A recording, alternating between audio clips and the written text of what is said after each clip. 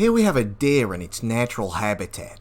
Only one. The last one left of its entire species.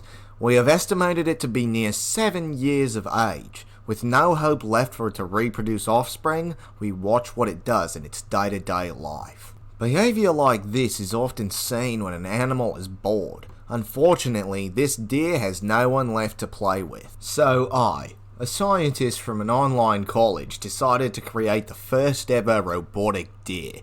A deer that will be able to mimic the behavior of a wild deer perfectly. So when one asks about how a deer behaved years down the road, one can simply point to the Deer Replica 1.0 made by me, Charles Freed.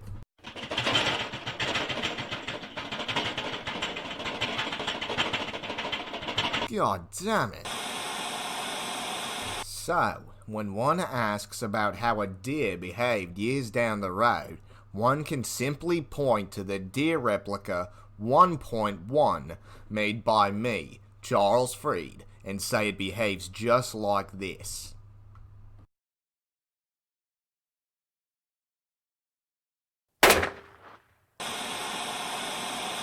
So, when one asks about how a deer behaved years down the road, one can simply point to the Deer Replica 1.2 made by me, Charles Freed, and say it behaves just like this. Hello, deer.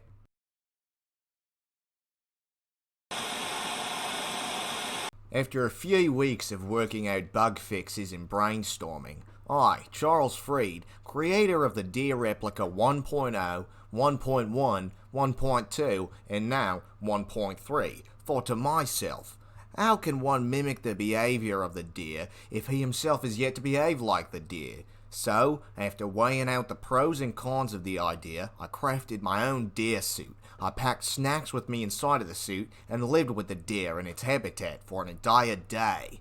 Once I got close to the deer, I knew I had to make a good impression. One that would allow the deer to know I was not a threat.